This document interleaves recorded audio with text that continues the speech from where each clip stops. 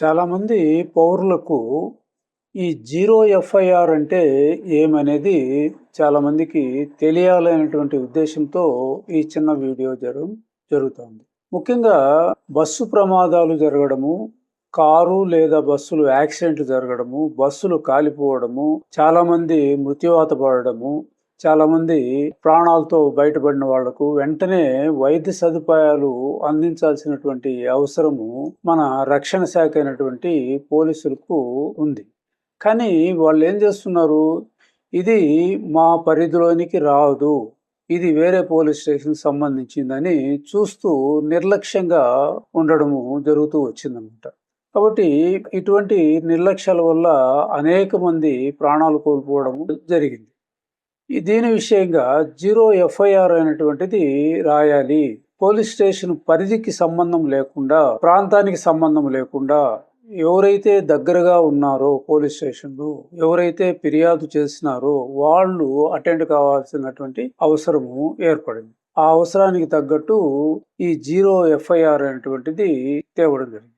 అంటే జీరో ఎఫ్ఐఆర్కు మామూలు సాధారణ ఎఫ్ఐఆర్కు తేడా ఏమంటే, సాధారణ ఎఫ్ఐఆర్ అంటే ఒక పోలీస్ స్టేషన్ పరిధి అనేటువంటిది ఒక మండల పరిధి అనుకో, పక్కనే ఆనుకొని దగ్గర దగ్గర 1/2 కిలోమీటర్ దూరంలోనే ఇంకొక మండల పరిధి బార్డర్లోనే వస్తుంది. ఇది మా పరిధిలోకి రాదు, కనీసం ఒక 1/2 కిలోమీటర్ల దూరంలో ఉండేదాన్ని కూడా వీళ్ళు అటెండ్ కాకుండా నిర్లక్ష్యం చేసే దానివల్ల ఆ సంబంధిత పోలీస్ స్టేషన్కు వీళ్ళు పోయి, బాధితులు పోయి ఫిర్యాదు చేసే లోపల అనేకమైన జరగరానిటివన్నీ జరిగిపోతూ ఉన్నాయన్నమాట.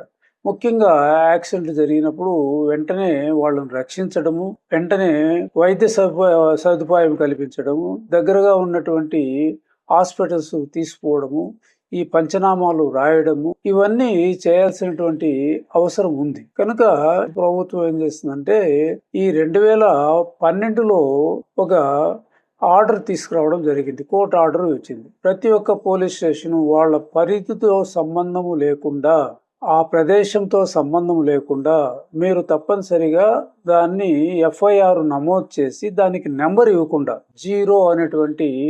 జీరో నెంబర్ ఇచ్చేసి జరగవలసినటువంటి ప్రాసెస్ అంతా కంప్లీట్ అయిన తర్వాత ఆ సంబంధిత పోలీస్ స్టేషన్కు బదిలీ చేయాలి అనేటువంటి నిర్ణయానికి వచ్చి ఈ చట్టము అమలులోకి తేవడం జరిగిందనమాట.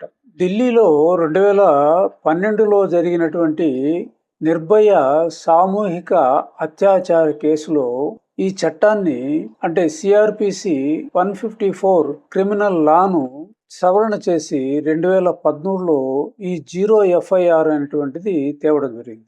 దీని ప్రకారము భారతదేశంలో ఉండేటువంటి ఏ పోలీస్ స్టేషన్లోనైనా ఎక్కడైనా జరిగినా కూడా ఆ సంబంధిత పరిధికి సంబంధం లేకుండా నియరెస్ట్ గా ఉండేటువంటి పోలీస్ స్టేషను వాళ్ళు అటెండ్ అయ్యి ఆ వైద్య సదుపాయాలు కానీ, లేదంటే వాళ్ళకి రక్షణ కల్పించడం కానీ ఇవన్నీ చేస్తూ కంప్లీట్గా ఆ ఏరియాలో ఉండేటువంటివన్నీ కూడా పంచనామా ఫుల్ రికార్డ్ అంతా తయారు చేసి ఆ ఎఫ్ఐఆర్ కంప్లీట్ చేసి దానికి నెంబర్ ఇవ్వకుండా జీరో అనేటువంటిది రాసి సంబంధిత పోలీస్ స్టేషన్కు ట్రాన్స్ఫర్ చేయాలి అనేటువంటి నిబంధన ఇందులో పెట్టడం జరిగిందనమాట.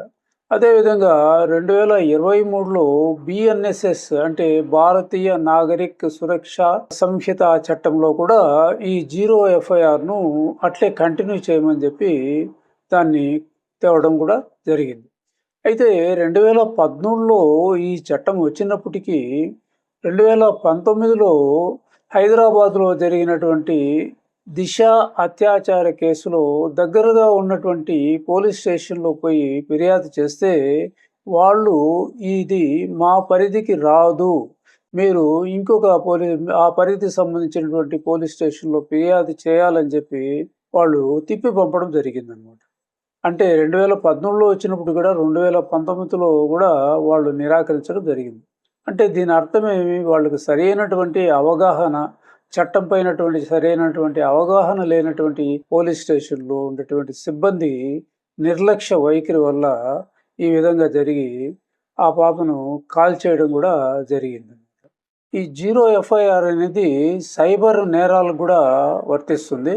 ఒకవేళ యాక్సిడెంట్ జరిగినటువంటి ఏరియా కొంచెం దూరంగా ఉన్నట్లయితే నియరెస్ట్ పోలీస్ స్టేషన్కు మీరు కాల్ చేసి కూడా మాట్లాడచ్చు.